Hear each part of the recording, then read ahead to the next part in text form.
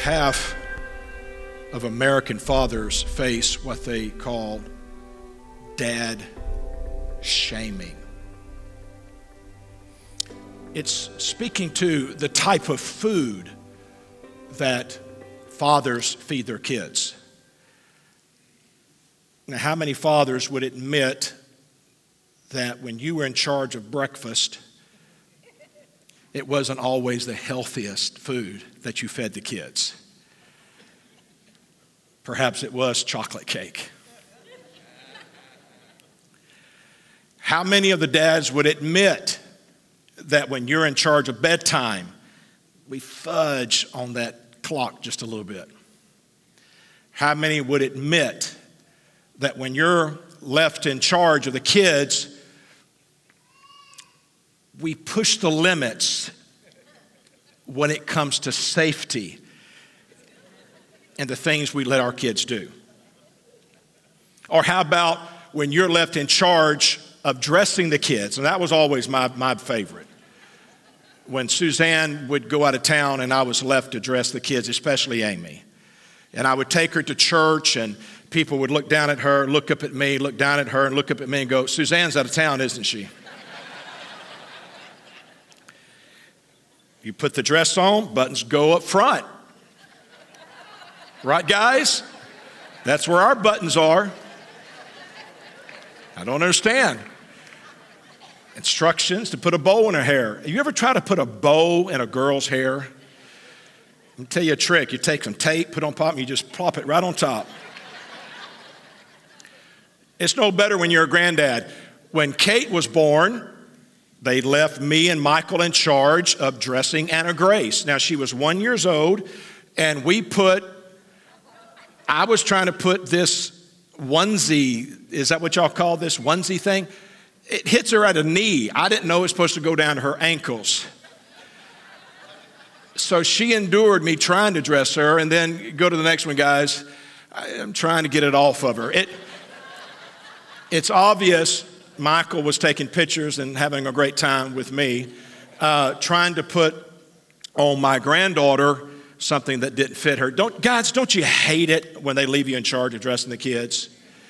And just when you're in charge of the kids, period. And mothers, I just want to show you a quick video of why you should never leave the men in charge of the children.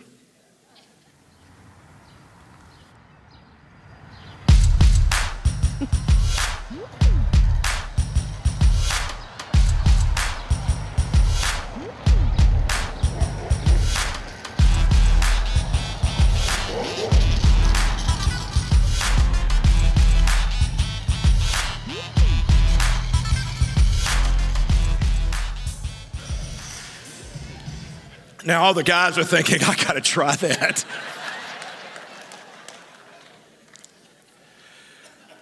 While they're spending more time with their children, many dads feel they're not doing enough.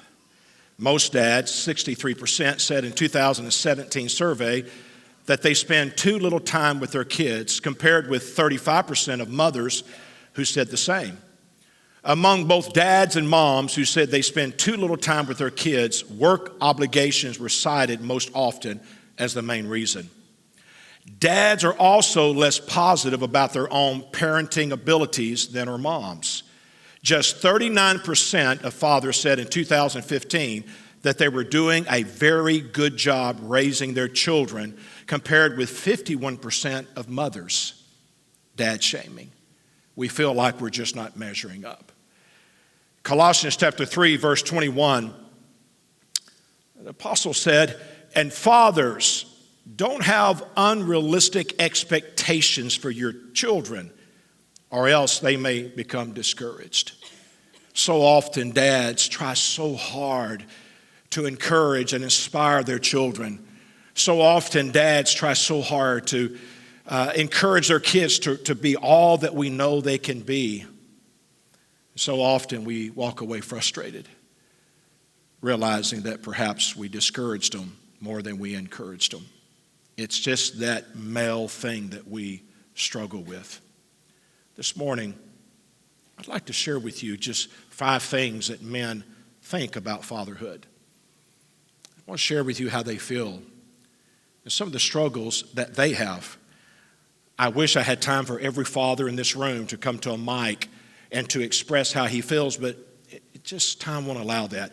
So today, perhaps I can become their voice and give you just a glimpse of how that fathers feel and how the mothers feel about their husbands that really are great dads. Let's title this, The Father of My Child. 5 secrets dad wish mom knew about fatherhood. Number 1, unlike you, mother, as a little boy, he never played house. Now, when I was growing up, we never played house.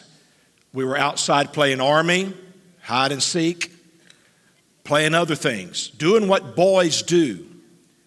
And so it's frustrating for the men when they get married and they start setting up house because we never played house.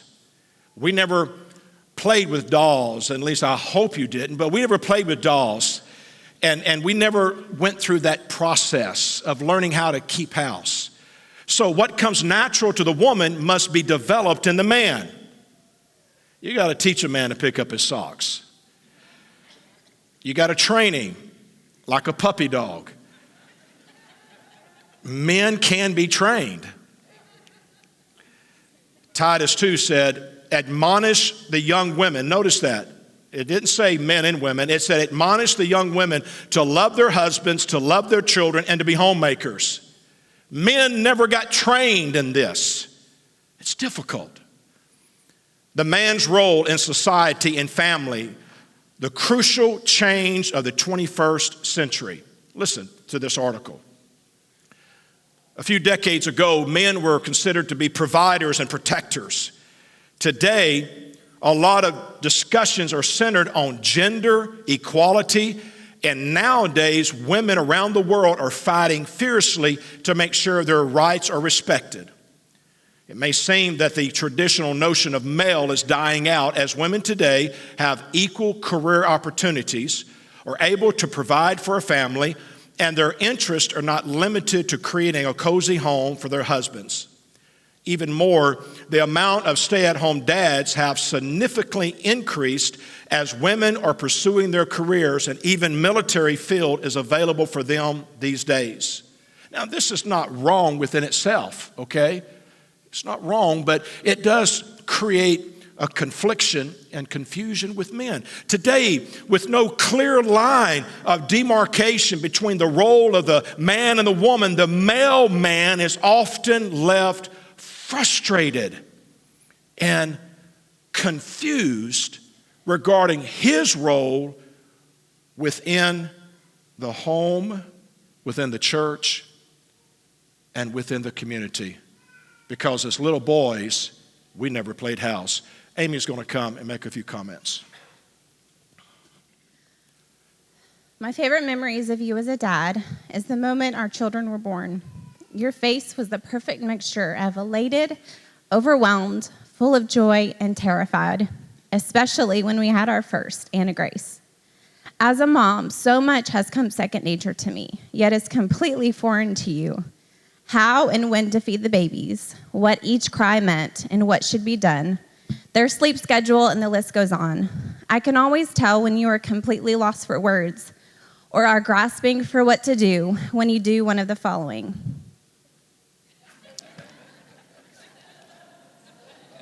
Or your classic move.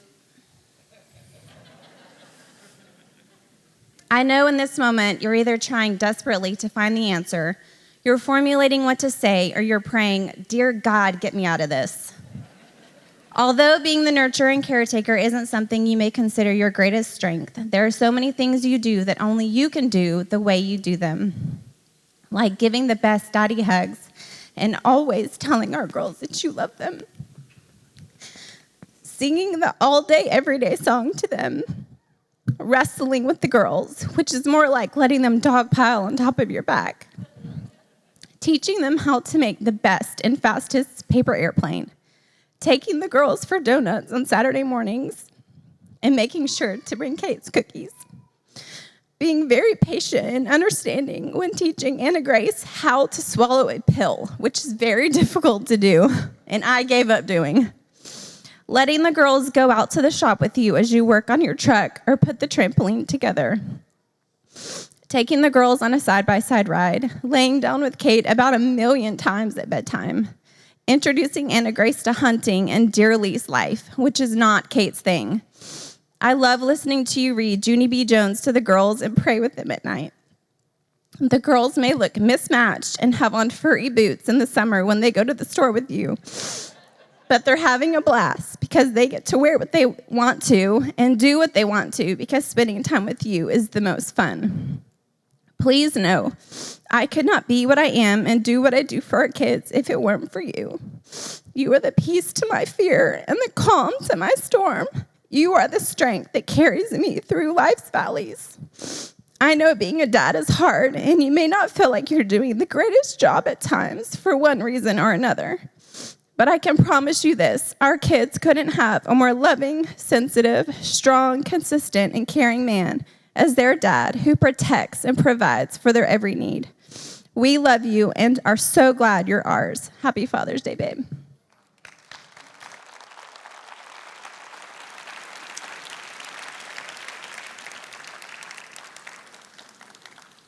As I give voice to the men in the room, Amy just gave voice to all the wives, mothers, and how they feel about their husbands.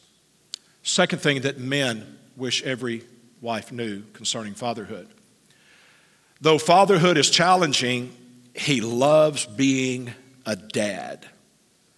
Forbes magazine.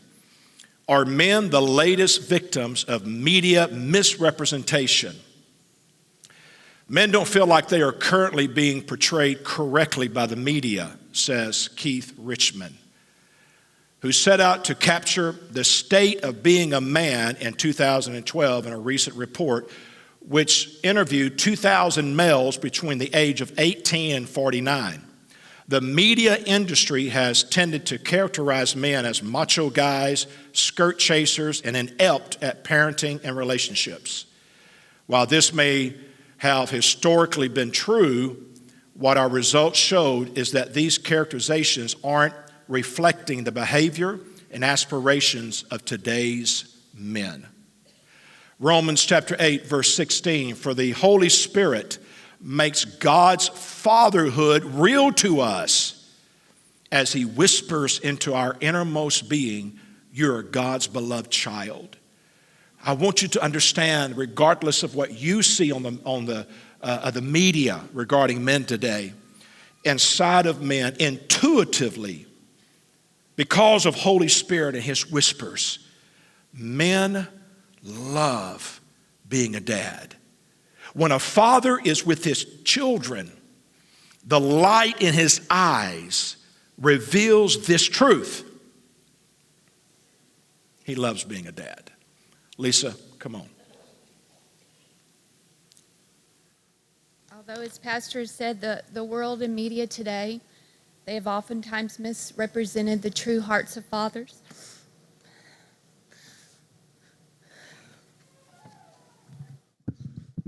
Dan, I know how much you enjoy being a dad. Not only to our children, but to so many other people, and how you love completely. You give yourself and all that you are to people because you see the best inside of them, and you show what it means to truly have that dad heart. And you enjoy the time that you invest into people because you believe so deeply. And when I see and feel your love and the way that you light up and you enjoy the quality time, because there's nothing that you would really rather do than to be with the family and with the kids. When I see that, the enjoyment that comes from the quality time you spend with the children, whether you're playing a board game that took us probably a year to be able to sit down and enjoy together, which was not always the best of times, but we worked through it and we made it, and now we can all sit down as a family and enjoy those board games. whether it's talking about difficult situations and working through it so that we can have resolve and we can understand each other's hearts. You never let go. Or it's watching a movie that you really don't care anything about, but you really involve yourself in it and you let the kids know that you're right there with them in it. You make every moment special and you're fully engaged in every moment with that person. And so one of the quotes that I'll always remember you saying is that I want to give everything I have while I'm in that moment, because you've always said we don't know what moments we'll have with people. And we need to be in that moment. And the way that you take every opportunity to teach and train the children, you take every opportunity and you see that as a training and a teaching time. And that's how you do within yourself, but then you give it to the kids and you give it to others. And so we're so thankful for that. We're thankful that you take that time so that we can learn from the mistakes that you've made, and you want to make sure that we don't make those same mistakes. And also spiritually, I mean, the time that you invest in us and you pour into us what Father's put inside of you and you give it back to us, that's an eternal investment that we're forever thankful for. And that you always see the bigness that Father's put inside of us, and you always speak to that place and you call us into that place. And we so appreciate how selfless and giving you've been as a dad. How you show us that whenever you come home from a day and you're tired and it's been a hot day, you'll still, if Daniel says, "Dad, will you play basketball with me?" You'll take those few minutes and you'll go and you'll spend that time with them. And how you always show value and you show the interest that child has, whether it be Faith with singing. You get in her world, you get in the kids' world, and you show them, you invest your time into them to show them that you believe in them. And thank you for that. And I just appreciate all that you've shown us and how much you've shown us that you enjoy being a dad. And for all the other fathers out there, on behalf of us as moms, we want to say to you dads that everyone expresses themselves in different ways, and you go every day and you provide for the family. You wake up, you go and you work hard for the family. We just want to say thank you to every one of you guys who invest in your family, who take that time, who work hard, who provide. We as moms, we just want to say thank you to all of you guys. It doesn't go unnoticed, although at times we as the moms may not understand all that you go through. We just pray that our eyes will be opened up to see what you guys do for us. And so I pray that this is one of the greatest, most enjoyable, memorable Father's Day you'll ever have. Thank you.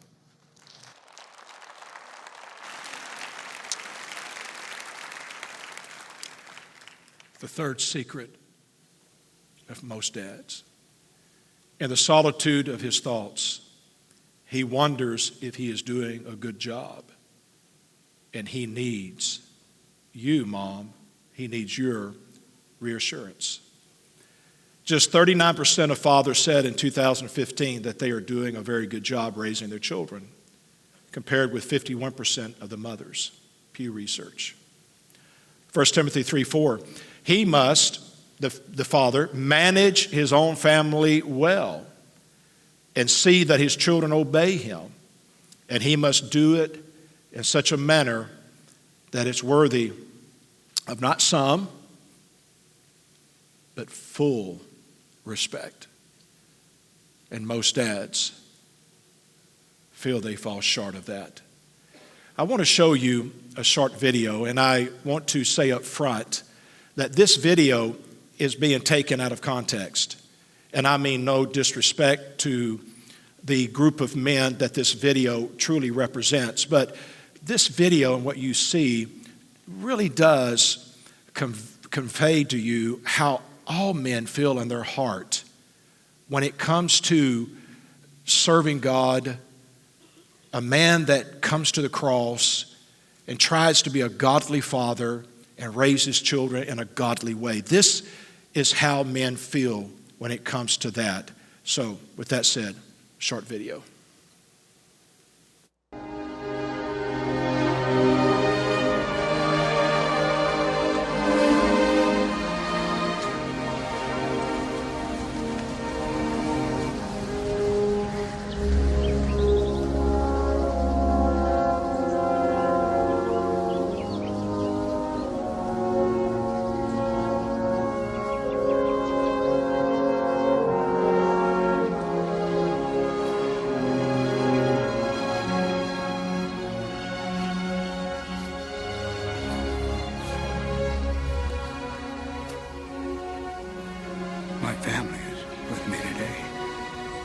They wanted to come with me. To be honest with you, I wasn't sure how I'd feel coming back here. Every day, I think about what you said to me that day on the bridge. I've tried to live my life the best I could. I hope that was enough. I hope that at least in your eyes, I've earned what all of you have done for me.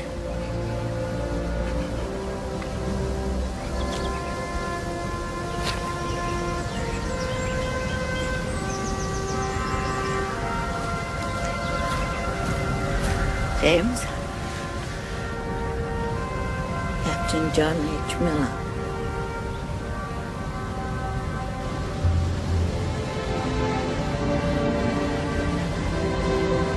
Tell me I've led a good life. What? Tell me I'm a good man.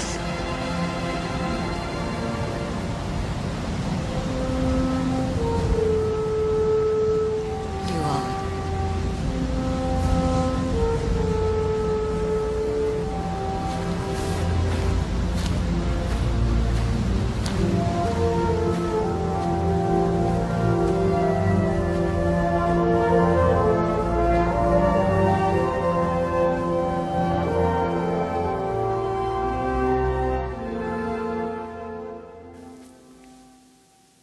Fathers that kneel at the foot of the cross need to hear their wife say, "You are a good man, and you are a good father."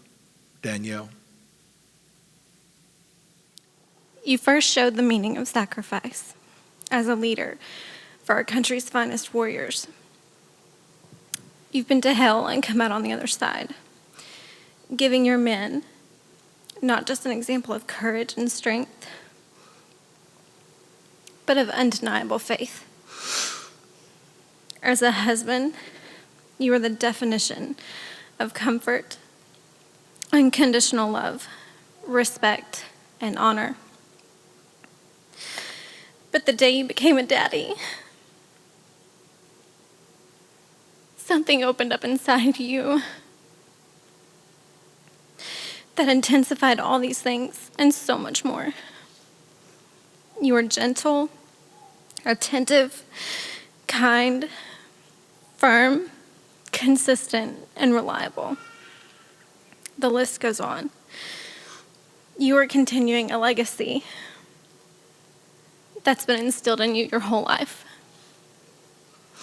I hope I tell you enough that you are appreciated, and I hope you really hear me. I haven't met anyone who loves deeper and works harder. You are the definition of a good man.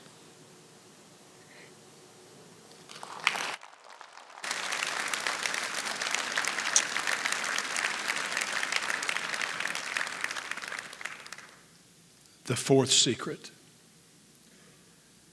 He wants you to know that you come first in his life.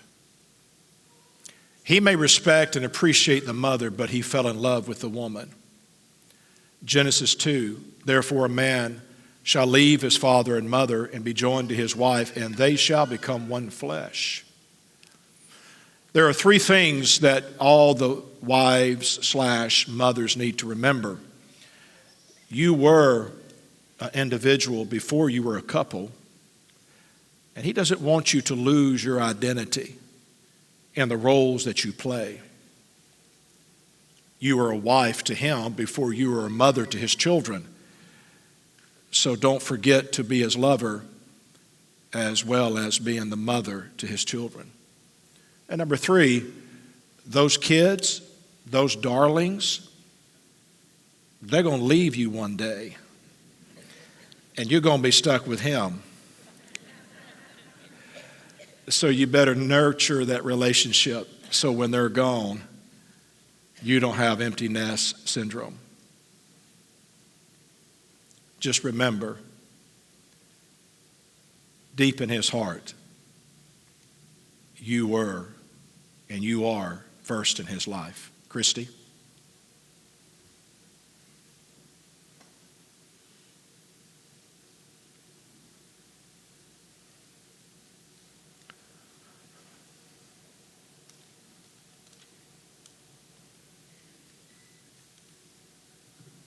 Sorry, I had to lie to you a few minutes ago.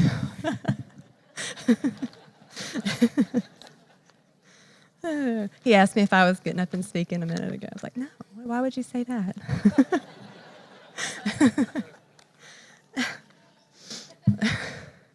Well, thank you for always putting me first in your life since we began our marriage almost 12 years ago. From the very beginning, you left your dream of starting a new business to take a job that could support us more comfortably. You were putting me first. I know how much you wanted to start that business at that time, but you easily gave it up to make sure I was taken care of. Then came a family, and you continued with a job that had a grueling schedule, getting up at 4 a.m., driving an hour for over 8 years, working 11 hours or 10, 11 hours a day, driving an hour back. You wanted to make sure I had no financial pressure and I could stay comfortably at home with the kids those first few years. You were putting me first. Then you recognized that God had called us to be self-employed, and you were the one that began to speak life into those dreams. When I didn't have faith to step out, you did, and you began to encourage, and you assured me that God could help us do it. You invested money. You brought in our first clients. I'm so thankful to be your business partner and your life partner. You continually speak wisdom into me. You help me believe for greater things. I love how you dream big and often. It's one of the things I love most about you is that you're a dreamer. And I'm thankful for how you encourage me in my dreams and constantly make provision for me to pursue the things that are important to me. You've always put my dreams and desires ahead of yours every single time. Throughout our marriage, you've continually come home after 12-hour days and helped with household chores and every single day, and you play with the kids every single day. Every day you'll find him doing dishes, helping me, and playing ball in the yard with the kids, no matter how tired he is. Now that he's self-employed, he takes advantage of that time he has by pursuing ministry, God, and more time with his family.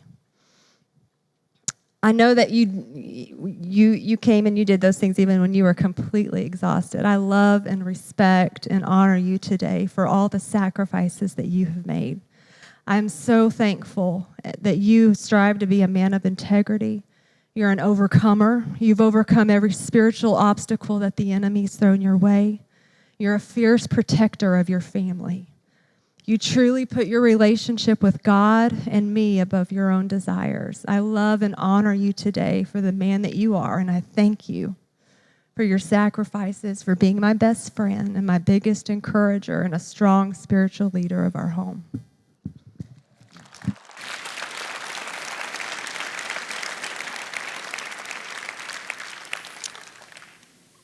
My fifth and last secret that fathers carry in their heart. Though nature teaches him how to father a child, he will spend the rest of his life learning how to be a dad. The word father, the definition means a reproductive term referring to the male biological parent of a child. The word dad means a male parental figure that is present and participating in a child's life. You saw my post on Facebook that every male can father a child, but it takes somebody special to be a dad. Ephesians chapter 6, verse 4, fathers, do not exasperate your children. Instead, bring them up in the training and the instruction of the Lord. You have to be present and participating. You got to bring them up. It takes time. And this is what it means to be a dad. He knows how to be a father. But guys, you have to realize he's trying to learn how to be a dad. And as I mentioned in the beginning, you grew up playing house. He didn't. And he's learning as he goes. I want to read you a poem that was written by a lady titled The Difference Between a Father and a Dad. A dad is someone who yells when the rules are broken. Someone who holds me when I cry.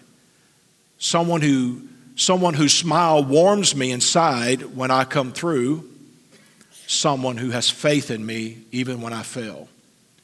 A father is someone who is the biological male parent, someone who has the choice to take responsibility for his offspring, someone who could donate a life to someone and never look back. I know not only do I have a father, but I have a dad. I think my dad inside scared about me growing up. I think my dad still recalls when I was 6 and he didn't want to let go my bike. I think he didn't want to let go and see me skin my knee, and he still doesn't. I think that's why he still doesn't want me to take the ride of life on my own. I think he wants to be there to catch me when I fall. I know back then I needed my dad for everything. My dad thinks that now that I'm leaving him, I think my dad knows that he won't always be able to catch me. And I know that fact scares him. Let's turn to a video talking about dads and trying to catch everything.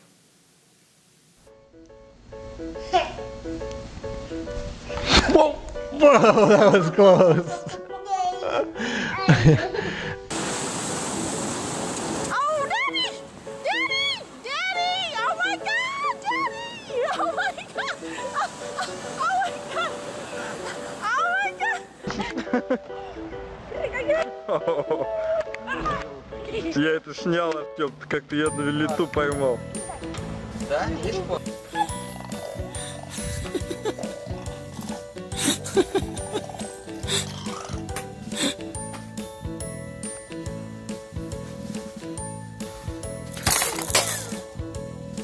Dad's awesome.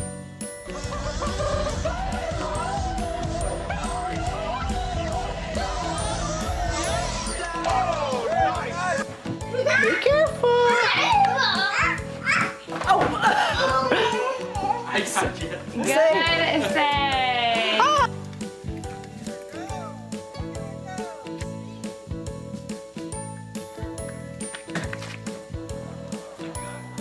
On! Hurry up, get out of the way!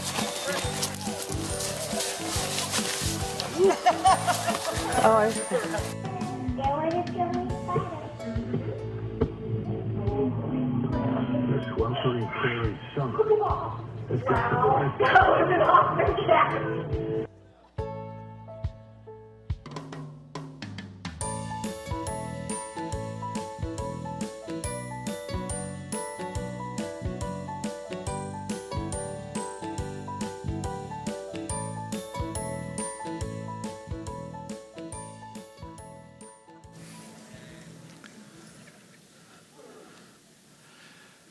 The poem said, I think my dad knows that he won't always be able to catch me.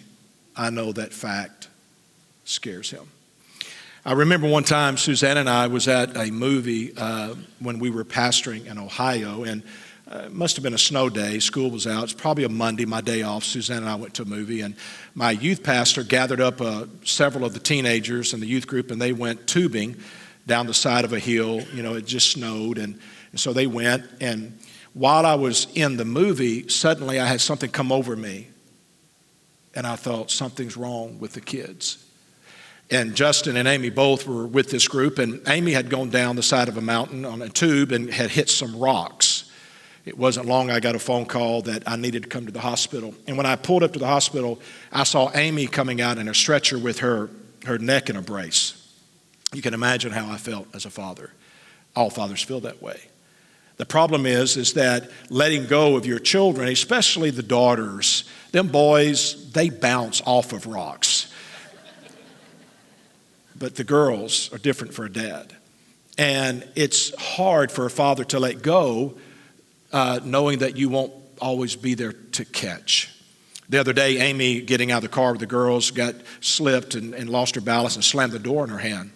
And it thankfully didn't break anything or cut it, but it was swollen and purple, and they called me with a picture. And so I told her, I said, baby, if you want to come home, Daddy will take care of you, because it was obvious in my mind that Michael wasn't. So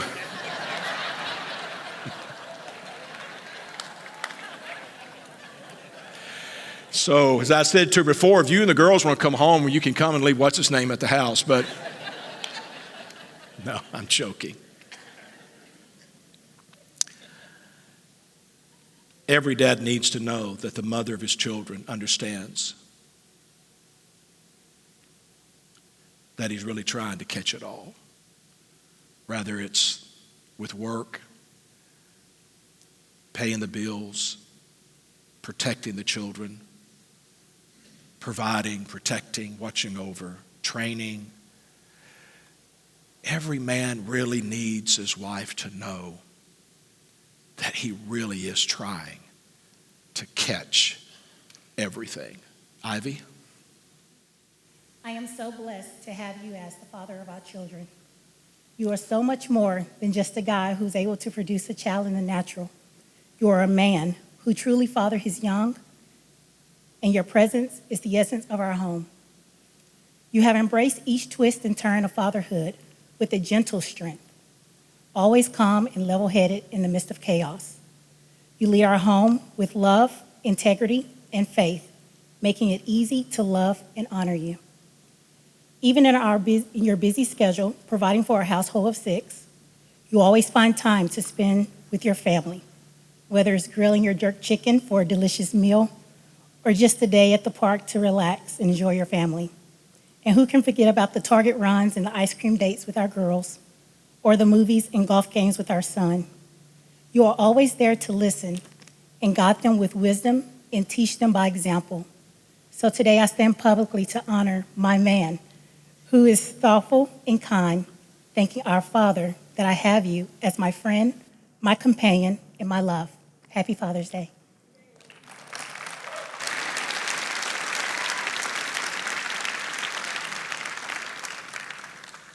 I'd like to close this morning by reading a letter. It's called an open letter to my husband. Moms need to read this, is what it says. And it's titled, I See You. Dear husband and father of my children, I love you more today than I ever have before because, darling, I see you. I see you when you choose a car that would be more comfortable for our children rather than for your ego. I see you when you wipe a runny nose without a moment of hesitation. I see you when you wake up at night so tired, but yet ever so ready to ease a sudden fever. I see you when our children do or say something adorable, and I see the big smile that lights up your face. I see you help organize the kids for sports practice. You somehow always remember where the missing soccer ball is. I see you, without my asking, put our sports chairs in the trunk of my car the night before their games. I see you when you try to plan a day for the kids at Disneyland. While I watch our 3-year-old hug Mickey, I always glance at you. Your reaction always brings me happiness. I see you clean the house when you know I need a break.